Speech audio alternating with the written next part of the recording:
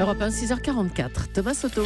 Le rappel des titres. Plusieurs dirigeants de la Société Générale étaient au courant des agissements de l'ex-trader Jérôme Kerviel. Révélation de Mediapart qui affirme que la commandante de police en charge de l'enquête l'a dit récemment lors d'une audition devant la justice. 95% des médecins généralistes de Roanne dans la Loire en grève jusqu'à mercredi. Ils protestent contre le projet de loi santé de Marisol Touraine. D'autres départements comme la Saône-et-Loire pourraient suivre. Et puis la marque emblématique de bateaux Zodiac menacée de faillite. L'entreprise qui emploie encore 120 salariés en France a été placée en redressement judiciaire le 2 avril. Les repreneurs potentiels ont jusqu'à aujourd'hui pour se faire connaître. La météo de ce lundi, du soleil quasiment partout, petite exception nuageuse pour les côtes de la Manche. Température dans la journée de 14 à 28 degrés, il fera 15 à Lorient, 17 à Lille, 19 à Chartres, 20 à Paris et à Poitiers, 22 à Marseille, 24 à Toulouse, 25 à Lyon et à Strasbourg, 27 à Aubenas. À 6h45, Europe 1 vous répond. Thomas Soto. Tout le week-end, on a entendu parler de la menace de voir les barbares de l'État islamique mettre la main sur Palmyre et sa cité antique syrienne classée au patrimoine mondial de l'humanité. Bonjour Agnès Levallois. Bonjour. Vous êtes spécialiste du Moyen-Orient, maître de conférences à Sciences Po et auteur de nombreux ouvrages sur la région. Déjà ce matin, est-ce qu'on est sûr que Palmyre n'est toujours pas tombée ? Non, ce matin, Palmyre n'est pas tombé. Ce n'est pas pour autant que les combattants ont complètement disparu de la région, puisqu'ils sont quand même dans les alentours de la ville de Palmyre. Mais la ville de Palmyre en tant que telle a été aujourd'hui, en tout cas ce matin, on peut dire qu'elle est libre de ces combattants de l'organisation de l'État islamique. Alors visiblement, les troupes de Bachar el-Assad se sont battues pour défendre Palmyre, ce qui n'avait pas toujours été le cas pour d'autres villes syriennes. Comment ça s'explique ça ? Alors il y a plusieurs raisons. Il y a une première raison stratégique, c'est que la ville de Palmyre est importante pour les forces de Bachar el-Assad, puisque Palmyre est à 250 km de Damas simplement, donc ça se rapproche quand même de Damas. Donc Bachar el-Assad fait quand même attention à cela. Il y a une autre raison, c'est que de s'attaquer, en tout cas de combattre ces forces pour le gouvernement de Bachar el-Assad, c'est aussi une façon de montrer à la communauté internationale qu'il est efficace, et ça lui permet de retrouver une certaine légitimité qui lui faisait défaut ces derniers temps, et de pouvoir dire à cette communauté internationale, vous voyez, moi je suis un rempart contre cette organisation, et donc donnez-moi des moyens et renouez avec moi. Et ça, c'est vraiment un point très important pour lui de retrouver cette crédibilité. Il y a une part de communication là-dedans dans le comportement de Bachar el-Assad. Énorme. C'est une guerre de communication non seulement de la part de Bachar el-Assad, mais également de la part de l'organisation de l'État islamique.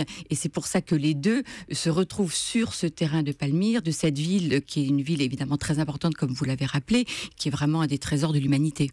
Et justement, ce caractère trésor de l'humanité, c'est ça qui fait que la ville intéresse l'État islamique, ou il y a une autre stratégie derrière ? Alors, cet élément est très important pour l'organisation de l'État islamique, parce qu'elle sait très bien, celle-ci, que toute la communauté internationale ne va parler que de Palmyre pendant quelques jours. Ce qui est le cas. Ce qui est le cas, on en parle. Alors que celle-ci perdait un peu quand même certains points en Syrie en tous les cas. Donc l'organisation est à nouveau présente en Syrie. Et donc ça, en termes vraiment de communication, c'est très important. Et puis ce point de Palmyre est aussi important d'un point de vue stratégique pour l'organisation, puisque ça fait un prolongement avec la région en Irak et en Syrie où elle est établie. La région d'Al-Anbar. En Syrie, on arrive à Deir ez-Zor et ensuite à Palmyre. Ça crée une continuité territoriale. Et donc, pour cette organisation, c'est extrêmement important. De Palmyre, vous pouvez aussi aller vers la ville de Homs, et qui est le verrou stratégique qui permet d'aller ensuite vers ce qu'on appelle la Syrie de Alaouite. Et donc, pour l'État islamique, c'est important de montrer qu'elle est en capacité d'arriver, alors qu'elle a subi des revers dans certains coins au nord-est du pays. Alors c'est difficile pour l'État islamique à Palmyre, plus difficile que prévu. En revanche, Ramadi est tombé en Irak, il y a eu semble-t-il des centaines de morts. Ça a un sens là encore, le fait que l'État islamique affirme avoir pris le contrôle total de Ramadi ? On n'est pas loin de Bagdad là pour le coup. Oui, alors justement on voit bien que la stratégie de cette organisation c'est d'essayer d'avoir le maximum de terrain possible, mais elle n'a pas la capacité en tous les cas à tenir deux places fortes en même temps. On le voit, Palmyre, ça ne marche pas si je puis dire. En revanche, à Ramadi, elle a dû mettre des moyens beaucoup plus importants pour essayer justement de se maintenir. Le problème pour cette organisation aujourd'hui, c'est d'avoir suffisamment de force pour occuper un terrain très important. N'oublions pas, cette organisation n'a pas des centaines de milliers de combattants. Loin de là, on est à 10 000, 20 000, 30 000. On n'arrive évidemment pas à avoir de chiffres. Donc, aussi, un autre aspect, je pense, pour cette organisation, en s'attaquant à Palmyre et maintenant à Ramadi, c'est d'essayer aussi d'attirer de nouvelles recrues pour justement compenser toutes les pertes que l'organisation a subies ces derniers temps. Ça veut dire quoi ? Parce que c'est vrai qu'on entend moins parler de ce qui se passe là-bas depuis quelques semaines, depuis quelques mois.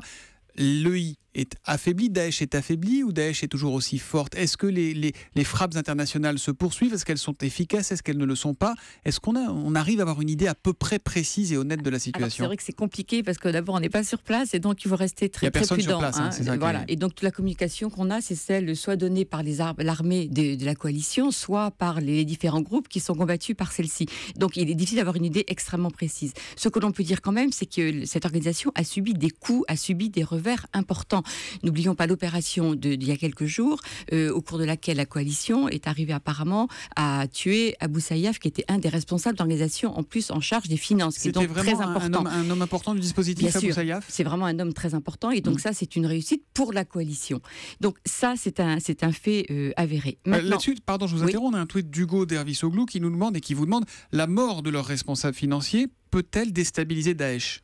Oui, ça peut déstabiliser parce que c'est quand même un pion important. Alors, ça n'est pas pour autant que ça va disparaître du jour au lendemain. Si on veut que l'État islamique disparaisse, il y a quand même déjà un élément à prendre en compte, c'est qu'il faudrait aussi qu'il y ait un changement de régime en Syrie et que l'autorité de l'État puisse à nouveau s'exercer sur l'ensemble du territoire et là, mettre à mal cette organisation. L'organisation, aujourd'hui, vit et se répand parce qu'il y a une absence totale d'État dans des régions entières de la Syrie et des régions entières de l'Irak. Donc, c'est ça le problème aujourd'hui. Mais ce n'est pas la preuve que seules les opérations au sol permettront de finir le travail? Bien sûr que si. On sait bien que seules les opérations aériennes sont absolument insuffisantes et qu'il faut absolument qu'il y ait un appui au sol. D'ailleurs, dans l'opération menée contre Abou Sayyaf il y a quelques jours, on voit bien qu'il y a eu une intervention au sol et qui a permis justement d'obtenir ce résultat. Simplement, aujourd'hui, personne ne veut se retrouver pris dans un conflit au sol. Pour les Américains, parce de que souvenir irakien ça serait un conflit extrêmement meurtrier. Ça sera très meurtrier, ça sera extrêmement difficile. Et je ne vois pas comment politiquement Barack Obama peut assumer une telle responsabilité. Alors maintenant, ça doit être les forces armées